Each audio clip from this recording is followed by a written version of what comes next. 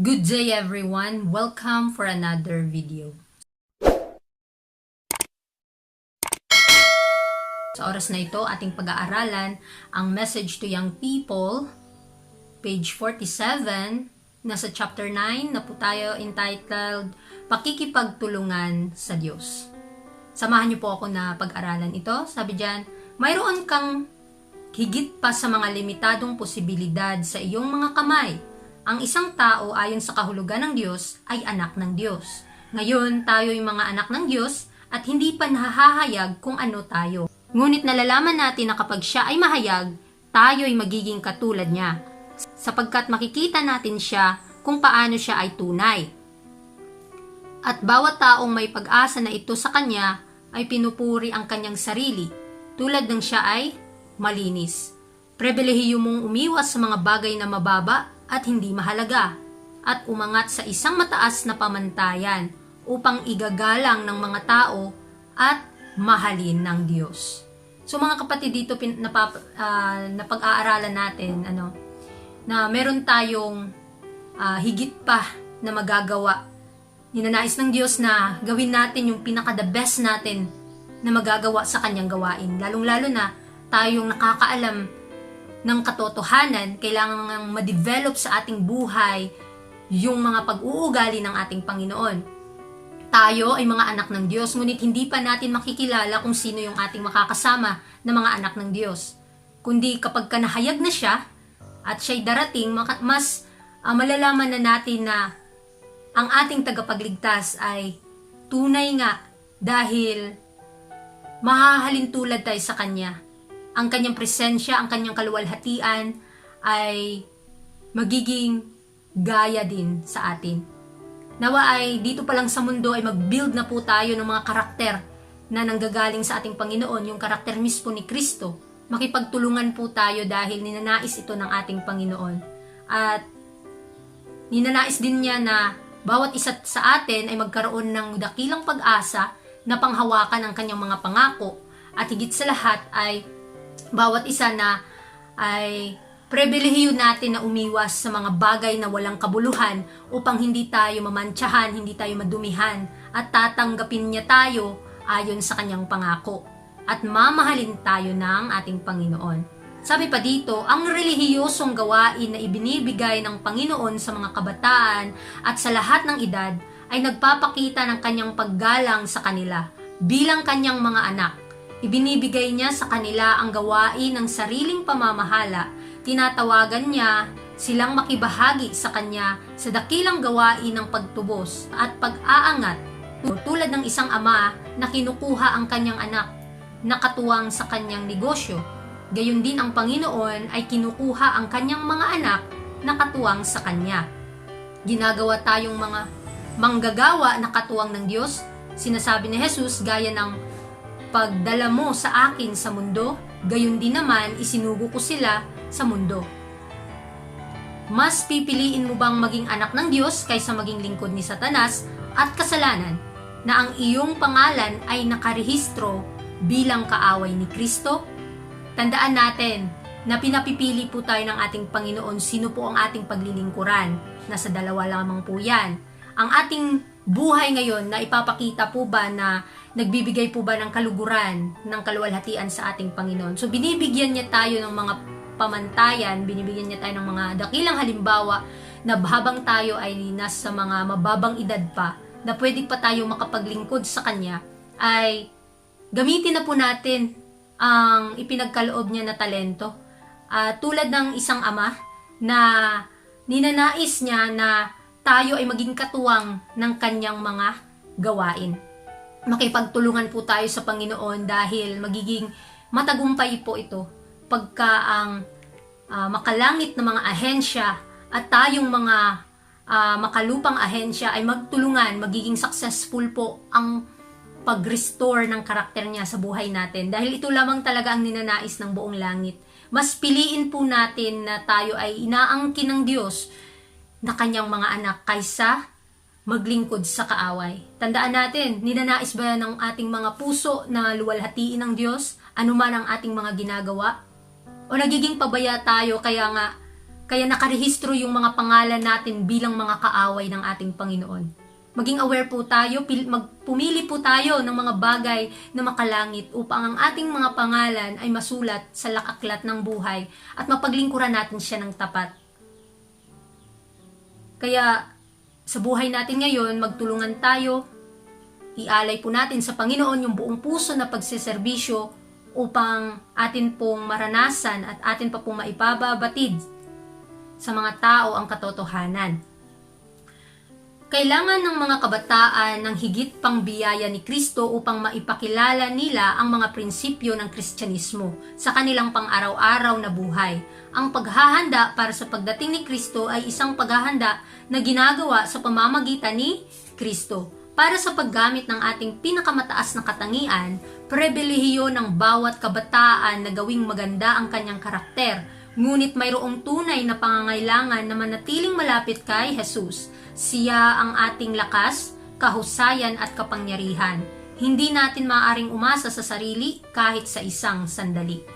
So tayo mga kapatid minsan nasasanay na magtiwala sa sarili, na kaya ko ito, na magagawa ko ito.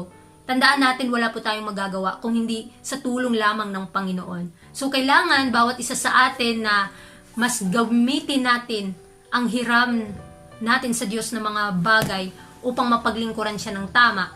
At higit pa dito, ang biyaya ni Kristo ay nagbibigay sa atin ng dakilang halimbawa para tayo ay makapanagumpay. Upang mas mapakilala pa natin ang ating Panginoon sa ating buhay, kinakailangan na maihanda natin ang ating mga sarili sa pagdating ng ating Panginoon. Sa paghahanda na ito, ay atin pong maipababatid sa mga tao ang mga bagay na makalangit at magpakilala natin sa kanila yung tunay na Diyos upang kanilang matanggap ang bugtong na anak ng Diyos na ating tagapagligtas. So, pribilehiyo bawat isa sa atin, binibigyan tayo ng Panginoon ng kakayahan. Pribilehiyo ng bawat kabataan na gawin ang maganda at marangal na gawain. Na paano maibalik ang karakter ng Diyos sa nasira dahil sa kasalanan. So, buong lakas ay ninanais ng Diyos na ating gamitin upang maging epektibo tayong manggagawa. Sabi pa dito, pag-abot ng mas mataas at mas mataas.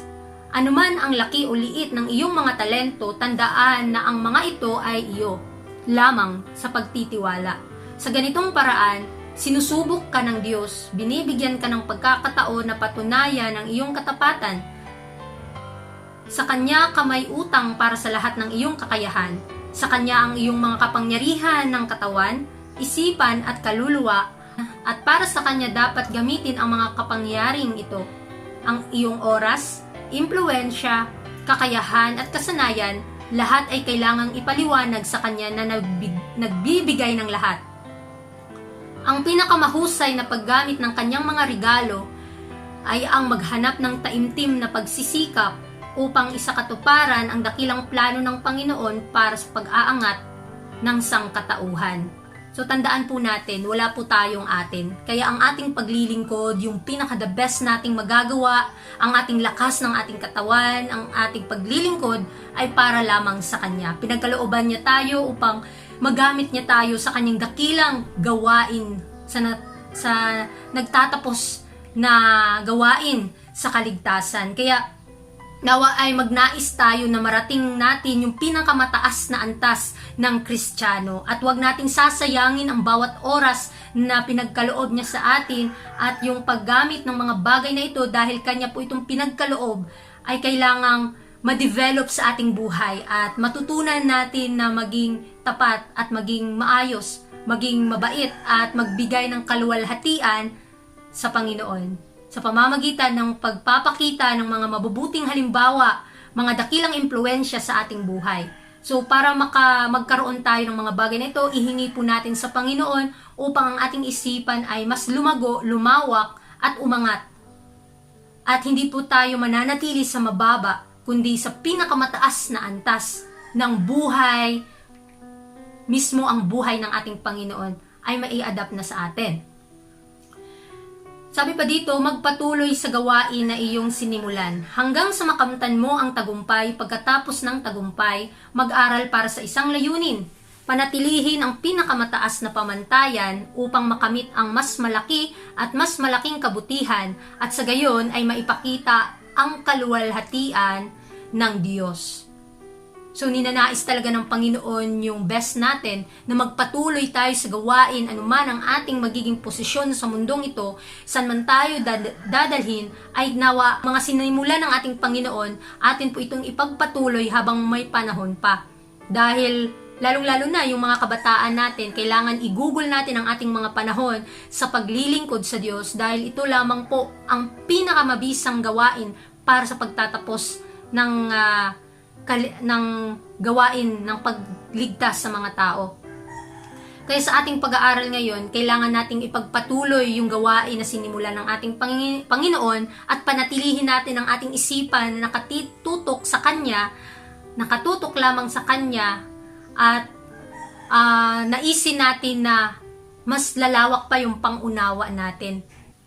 Kaya mga kapatid, kung tayo ay ginamit ng Panginoon, huwag po nating kakaligtaan na ihingi sa Kanya ang kalakasan, katalinuhan para maging epektibo tayong manggagawa at magpatuloy po tayo sa gawain at huwag po tayong mawala ng pag-asa. Magtiwala tayo sa Kanya dahil Siya ang nagkaloob ng mga bagay na ito at maipakita po natin ang kaluwalhatian sa Diyos.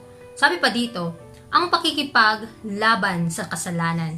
Ipinapakita sa atin ng halimbawa ni Kristo na ang ating tanging pag-asa sa tagumpay ay nasa patuloy na pagtutol sa mga pag-atake ni Satanas. Siya na nagtagumpay laban sa kaaway ng kaluluwa sa labanan ng tukso ay mauunawaan ang kapangyarihan ni Satanas sa lahi ng tao at siya ay nanaig para sa atin.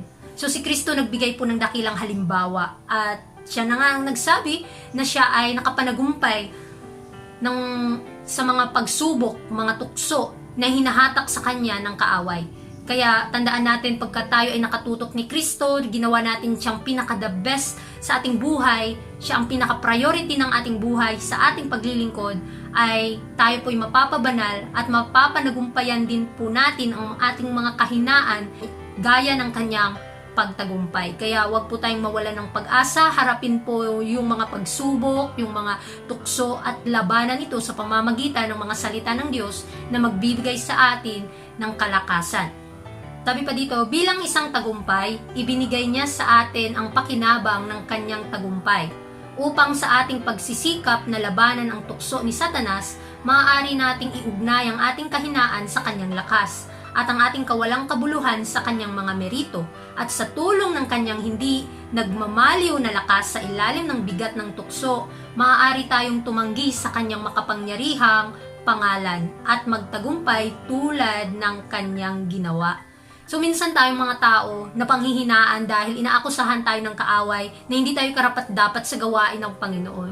Ngunit tandaan natin, anuman yung kahinaan natin, atin pong ipagkaloob sa Diyos dahil bibigyan niya tayo ng lakas. Pwede nating ikonekta ang ating mga kahinaan sa Kanyang kalakasan dahil ninanais ito ng ating Panginoon na Siya ang ating gawing personal na tagapagligtas at tutulungan niya tayo anuman ang ating magiging kahahantungan ng ating gawain.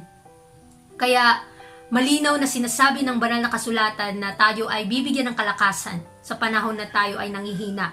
At kung meron man tayong mga bagay na hindi nagagawa, ipanalangin po natin sa Panginoon na Siya ang bahala. Bigyan niya pa tayo ng more than na kaalaman, more than na kalakasan, para yung pinaka-the best nating magagawa ay wala pong imposible na atin pong magagampanan.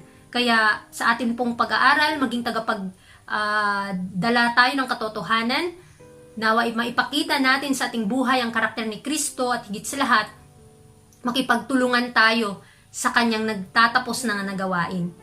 Dahil wala pong imposible pagka tayo ay willing na gumawa sa Kanyang gawain. Huwag po nating iwasan yung mga bagay na nagbibigay sa atin ng kalakasan, kundi anuman yung mga kahinaan natin, mas dito tayo mai-improve at bibigyan tayo ng katalinuhan ng Panginoon.